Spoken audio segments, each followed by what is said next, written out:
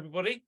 Really pleased to be here. So thank you to the guys, Ollie especially, for inviting me along. I think this is an absolutely wonderful community. I've been in and out for a number of times, and I'm always really impressed with the quality of the conversations, the questions, and also with the honesty and openness that people share. So it's fantastic. So I am really pleased to sort of be here today. So what we're going to talk about is how to sort of market yourself through a recession. Before I come on to that, for those of you that don't know me, I run the business called Agency Local. We are a community for the marketing and creative sector, and we really help those businesses, the marketing agencies, with the business side of what they do. Because most agencies start out life because the owner has a training or a passion in something. I've been trained in design, web development, digital marketing. They're good at what they do, they grow, and then they wake up one morning and go, oh my God, I got a business. I've never been trained in running a business. And that is really what we step in to do. My background is always been in sales, marketing, business development, strategic partnerships. A corporate background that I won't bore you with, but it was in the tech industry with the likes of Hewlett-Packard, Microsoft, and then into the agency world. I ran and grew an agency over 12 years, sold that in 2018, and now work with others on their journey. So a little bit of background about me. But really what we're here to do today is to sort of talk about, recession. We're heading to a recession, if you hadn't heard. And by all accounts from the Bank of England, it's going to be quite a long one. So recession is never a good time. It actually disrupts markets hugely. It makes life really difficult. However, there are things that businesses can do, and approaches that they can take, and strategies that they can follow. So just in the chat, what does the word recession mean to you guys? Be really interested when you hear recession. What feelings does that evoke?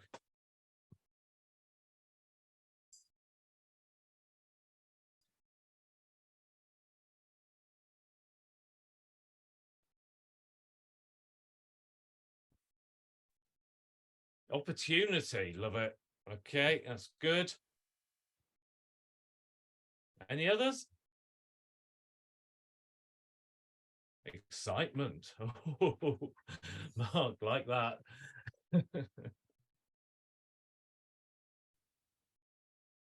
Most of the businesses that were here are still here, and the competition will thin. Yeah, exactly. Negative thinking by too many people. Indeed, Dean. That's brilliant, because a lot of people believe that negative thinking. So that's some really good insights. Love that. So let me just share my screen a second. Oh, sorry, can you let me share screen, Molly? Oh. Thank you. So what do we mean by recession? So essentially it's a downward spiral in terms of, you could start anywhere on here, but it tends to start with people not buying as much, sales fall. So production falls in a response to the lack of demand. Employment falls because people are cutting back, and income falls, and you get into this vicious cycle. And this vicious cycle can work on a macro scale in terms of the environment and the economy, but it also works on a micro scale in terms of businesses. So, this is the one thing that a recession tends to instill, but what we need to avoid. And really, that's what I want to sort of look at today is how we can avoid that.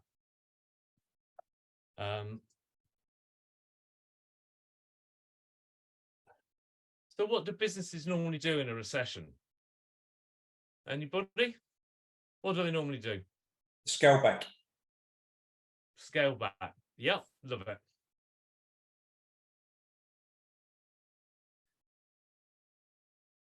Any others? They freeze. So yes, very nice.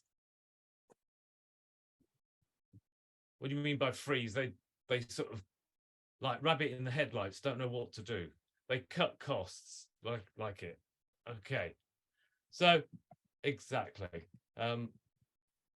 They tend to cut costs, you know, and by cutting costs, it's people, it's that downward spiral. Freeze in fear until they know more. Yeah, exactly. So, but one of the biggest things that goes is the marketing and advertising. You know, it's always the first thing on the list when businesses decide that they need to cut costs, become more efficient, will get rid of the sales, the marketing and advertising. And they look for other ways of making business efficiencies. And, you know, the result is, you know, they actually lose a marketing focus. You know, they tend to postpone projects that they were working on. They tend to withdraw activities. And, you know, it's not quite a freeze, but it's a really definite slowdown. And they tend to sort of, you know, the overall word that I put in there is retrench. They retrench back into their businesses and almost try to just, you know, it's almost the ostrich effect, put the head in the sand and try to weather the storm. And that is not necessarily a good strategy to follow. There are other ways. So in my view, out of adversity, there's always opportunity. Quote by Benjamin Franklin, you know, somebody, who was it, put in the first thing, Ollie, yeah, opportunity, Mr. Positive, love it. Yeah, there's always an opportunity in everything. So what I want to focus on today is looking at how we can make the most of this opportunity. And there are some lessons that we can learn from previous recessions. And a couple of things here is, you know, we saw in the early recessions of 81, 82 and in the 70s, companies that continued to invest in advertising saw more growth than their competitors that shrunk or eliminated their budgets. Now, logic says to me, well, that's not surprising, is it? But why is it that so many people cut their marketing spend? 2008, where we've got more accurate data, advertising expenditure dropped by 13% overall. Now that's quite a big drop. Yet statistics show that 3.5 times more brand visibility was received by companies and organizations that continued to market. So I want to build on these, because those people that continue to market are the ones that gain. But what I want to do is show you some of the economics behind that and why that actually is. So one of my favorite quotes, stopping advertising to save money is like stopping your watch to save time. It was a quote by Henry Ford, and you know, that was one I used a while ago when the government actually told people to cut back on their marketing. What sort of government says that? Anyway, so let's see.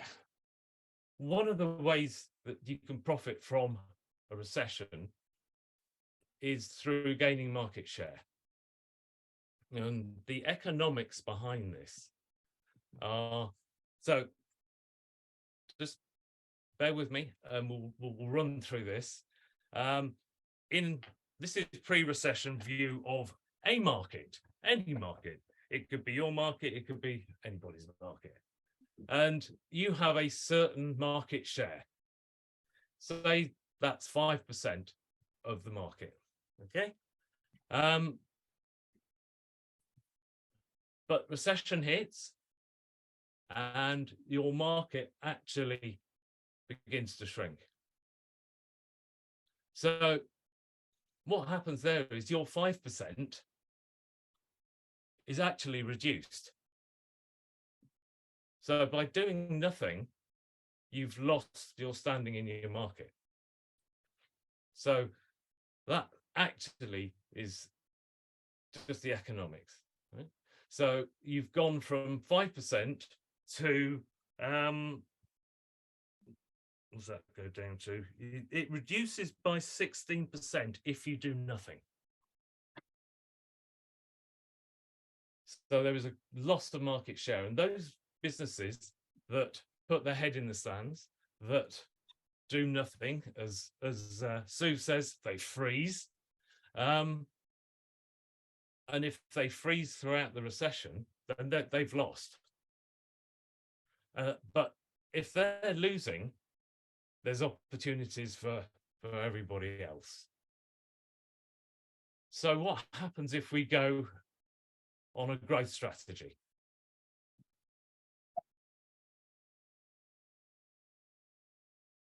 So if you go on a growth strategy and we look to expand our market share. So if we expand our market share by 3%, for example, then you've actually grown in that time by around 36%. Okay, so you've actually grown your business in a recession by gaining market share, as opposed to staying where you were and losing it. But that's only part of the story, because by gaining that market share, what happens when we come out of recession? The market expands and comes back to where it was before, hopefully. But what that does, it extends your market share into a much better place than where you were before. So those statistics from previous recessions, this is the sort of the economics behind it, that those people that invest in marketing, advertising, growth strategies come out better at the end. Ollie, did you have a comment? Who, me? Yeah. No. Yep. Sorry, I thought saw you put your hand up. Fine. So, does that make sense? Absolutely. I did it in 2008. The trick is, though, I think, Chris, is to decide on the tone of the marketing and the strategy behind the marketing, and how you set that out, how you message and go for that market share, because you have to have a different way of promoting your business during a recession, and it depends on what audience you're going after as well, who you're targeting. Agreed, totally agree. But on this scenario, then when you come out of recession, your business has grown by 60%. Now, if the market actually becomes bigger than it was pre-recession, then that figure's only going to increase. Yeah. So this is the strongest argument I can sort of put to you to actually continue on a growth strategy. Invest in the marketing. And you can see from this the ROI that you're going to get, because you'll come out of it stronger. But actually during recession, you're still growing your business. All right. So what, anybody got any questions on that before I do. So I'm just wondering, like, why do you think people stop marketing? Is it because they believe people aren't buying? It's it has always been the first cost to get cut. And I'll go back to the stopping your watch to save time analogy. Marketing is often one of the big expenditures, and when people are looking to cut costs, it's historically been the one thing that goes. And plus all the other cost cuttings that they can do, as opposed to cutting costs or being more efficient elsewhere and investing more in the marketing, would be my take on the strategy that they should follow.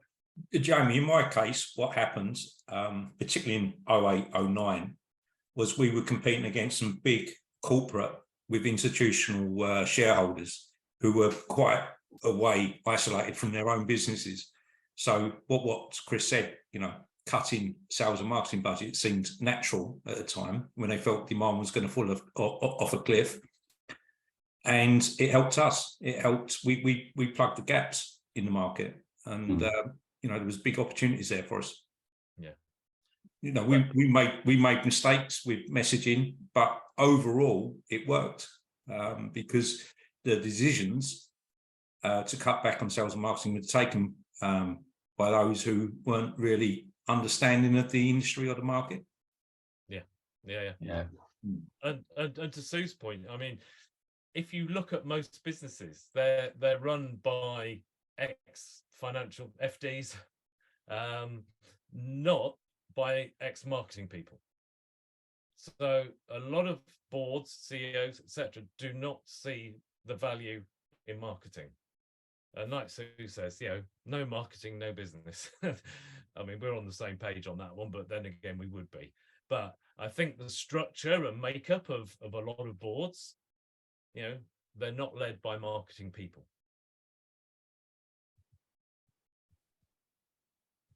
Any other comments, questions, views, thoughts? I think we're okay, Chris. Sorry? We're okay. Yep. Yeah. Right. So what I want to do now is sort of build on a little bit of what you said, Ollie. A number of different strategies that you can follow to follow a growth strategy. So the first one is around undertaking a strategic review, because Ollie, you said you have to review things within the environment that you're working in. You're not going to get that gain your market share by just doing what you've always done, right? Because the environment has changed, your audience has changed a little bit. You need to look at that, get into the psyche of your customers, and consumers tend not to necessarily cut spending during a recession. They just want to get more for their money, and what they spend it on becomes even more important. So that buying decision becomes even harder. So the strategic review is to find the positioning for a recession for your business. Okay, so look at the audience, look at their needs, look at how the decision process they could go through. Look at your product fit. Is what you're selling today at X, is that value proposition that you've got there, is that enough for people still to buy? Or do you have to change your product slightly, or your proposition, take a bit of value out, be able to reduce the price, have a look at the pricing, look at the product fit, look at your audience needs and reposition yourselves for recession. So that's, to me, is the first thing to do. Have a look at what you're going to do, move forward, look at it's predicting what's going to happen. If you're close to your clients, ask them what's going to happen. They're always the best form of market research information. Okay.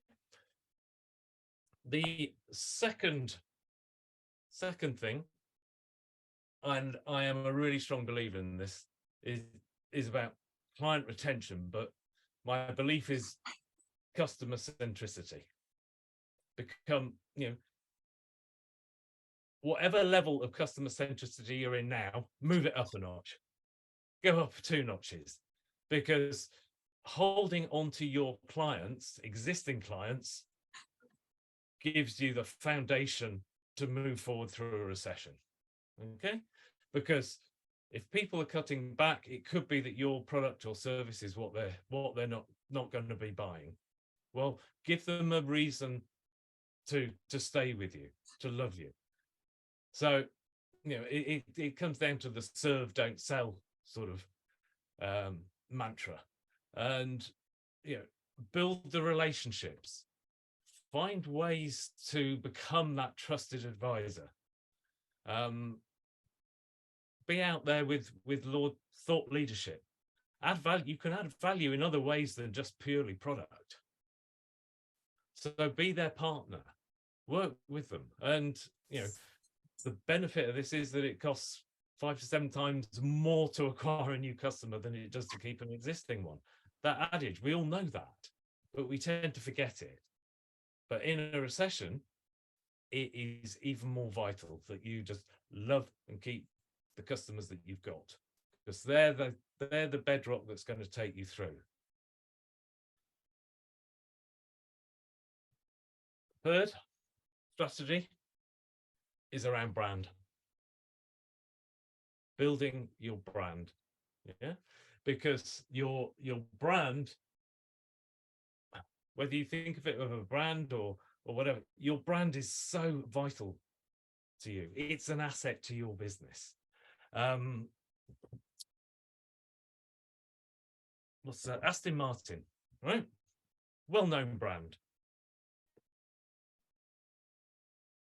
How many times have they gone bust since they were formed in whatever it was, 1898? Any guesses?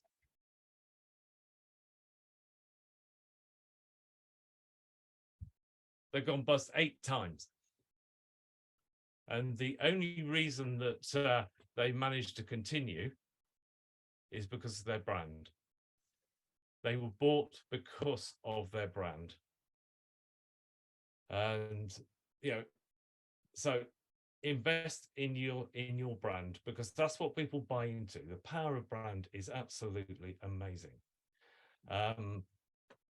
So there are different ways to do that.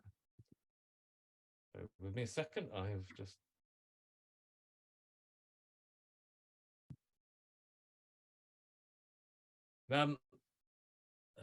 so yeah, building a brand. It's about trust. It's building trust out there in the market.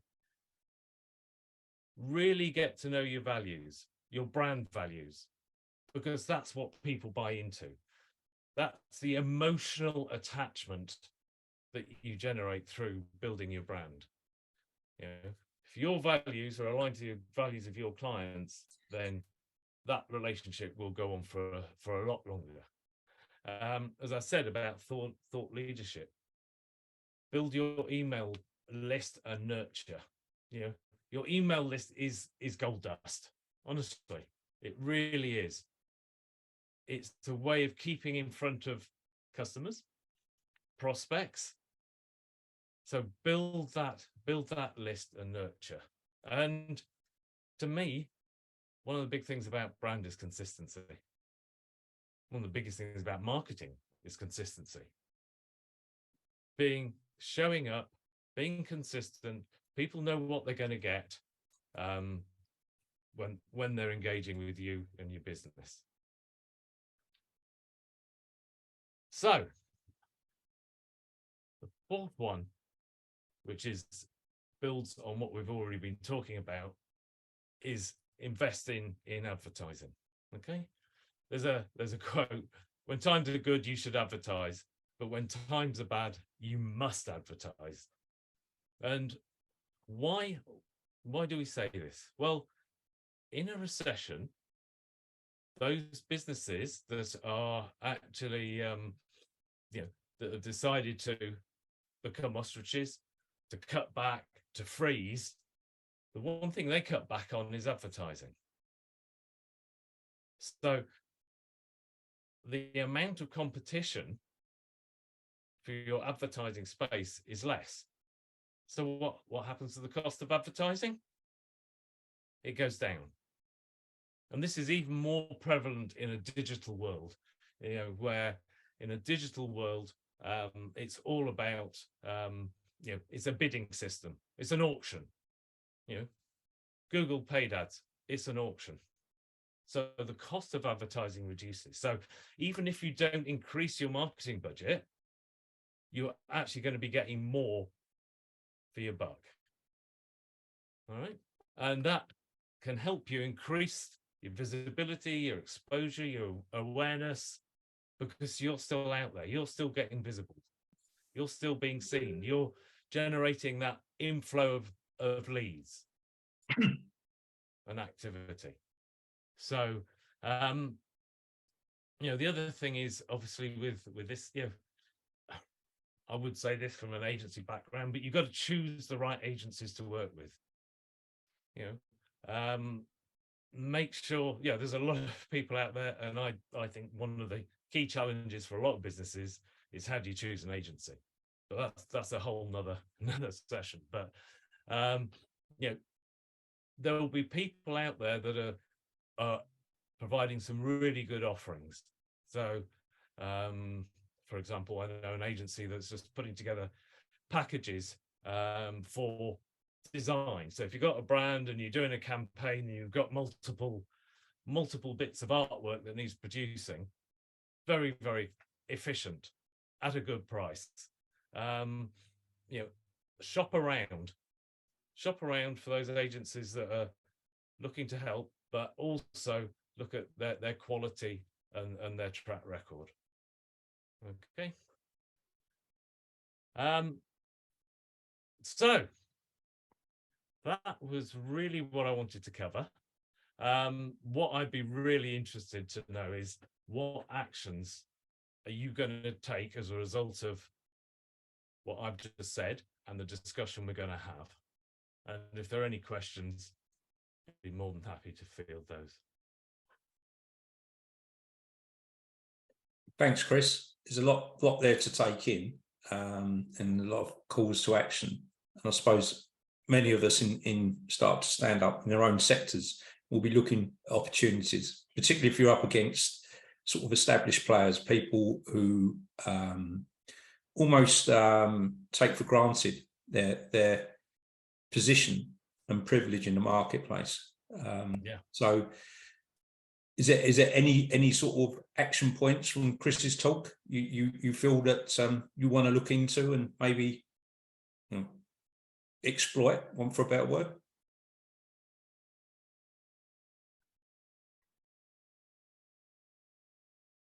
I've already taken sort of active steps because I feel like I've been through this before in 2008, 2009, which actually was a super busy year for us. I mean, later on down the line, there was some technology changes which affected our business. But one of the things that we're certainly looking at is increased visibility. So trying to look at ways to get across more channels and also just try and get seen in more places than usual.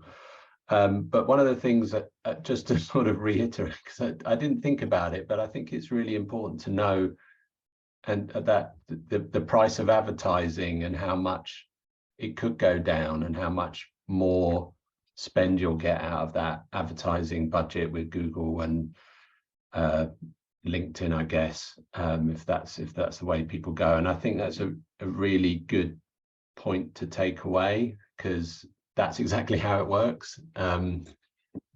Just to kind of, you know, if you look at your advertising spend each month, it's quite variable, and it can be spent quite quickly, particularly in my industry. That can go, you know, if I'm not getting my keywords right, then it can go quite quickly. But yeah, I think it's a really good point to sort of remember that keeping up that advertising spend will get you seen more, hopefully. So Well, yeah. Good. Not only will it be cheaper, but there'll be less people advertising. Yeah, it's a key point. Thanks, Jamie. Yeah. Martin? Hey guys, thanks very much, Chris. I just really like the way that you illustrated the contracting and expanding opportunities, and that when everyone else is sort of hiding in their caves, that means the grass, you know, the wilderness is free to roam.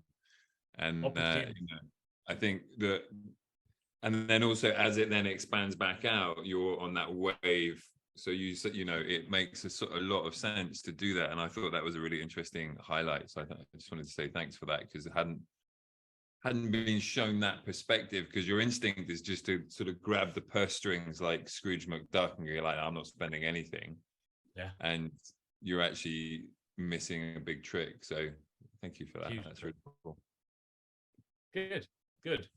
I'm glad you've seen that, and hopefully that will make you the way you act and your decisions now change.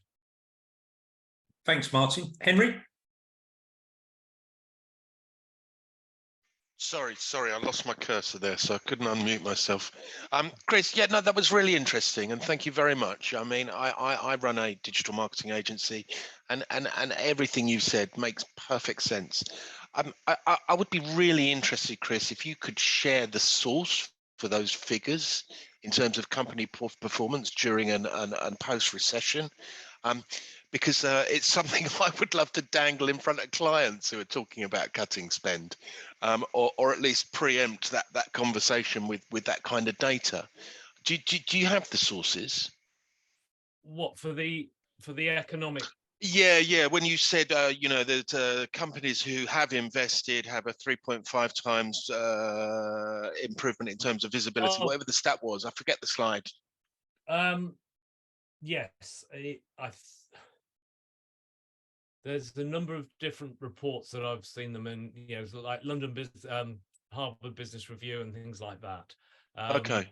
Let me find the source. Yeah, if it's easy for you to do, Chris, that would be really appreciated. Thank you. I will. I haven't got it to hand, but I can certainly do that. I'll connect with you on LinkedIn, Henry. And, yeah, that would be great. Thank you.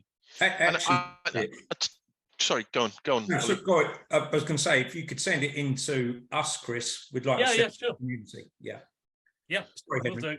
Cool. Yeah, no problem, Ollie. I mean, the other thing I was going to say is, I mean, there are lots of things you're saying there in terms of positioning and reviewing your product and making yourself more appealing within a recession, which I think that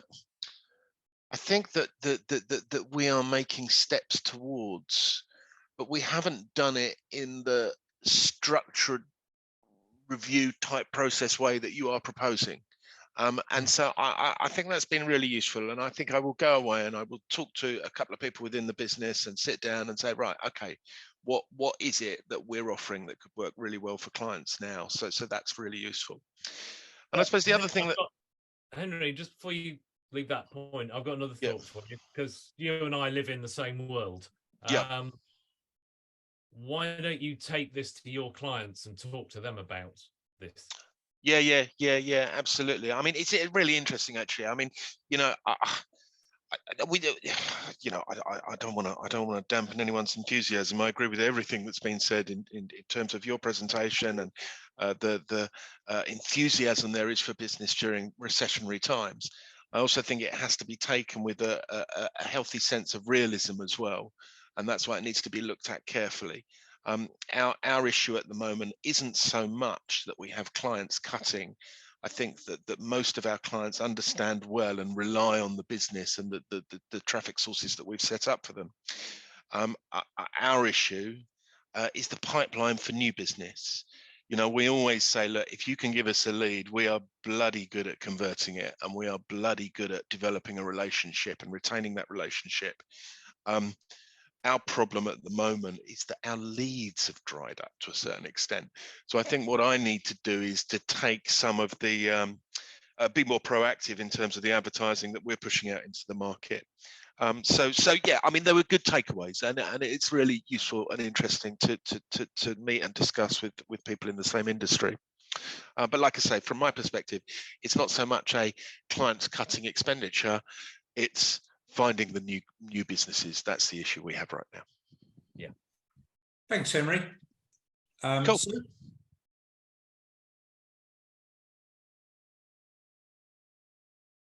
I just wanted to pick up really on what Chris was saying, because looking beyond advertising, which you know better than I do, Chris, it's also about tuning. It's about tuning the messages you put across to the market.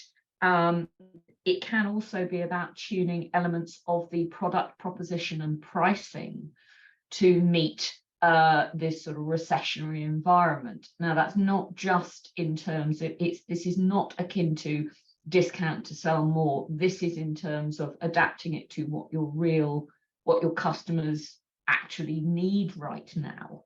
Yeah.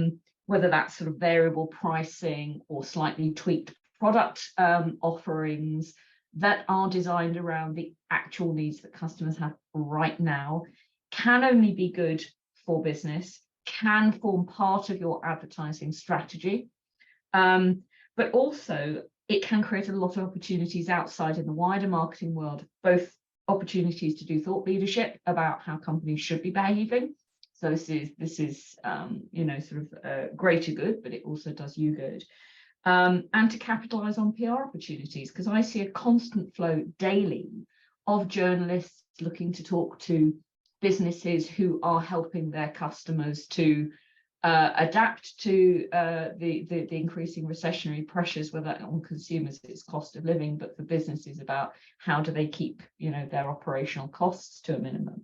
You know, there are a lot of opportunities out there in a marketing sense in a recession, and it's not just about where you spend your money. Yeah. Just to build on what Sue said, yeah, please do not go down a discounting route, because all that's going to do is cut your margin, cut your profit, and that's you're starting to get onto that vicious circle. It's add value, not add value. Yes, you know, that's what I said. You know, you can look at the value proposition for your products and maybe take a little bit of value out and reduce the price, but that is a very different strategy to discounting a product that you've already got. So by doing that, you're protecting your margins. Very good point. That's a good, very good point, Sue. First instinct for a lot of entrepreneurs is to try and compete on price to encourage buyers. And I'd always urge them to resist and look at, you know, creating additional value and be imaginative and use, because these sort of times encourage you to be more creative, imaginative, and I think there's a lot of potential and opportunity out there for those who are able to do that. Chris, that's been fantastic this morning. Thank you very much. You're going to get some love from us today on LinkedIn, and good. Yeah, you're welcome to join us any time, any week. All right, we always like your input. All right. Cheers, Ollie. Thank you.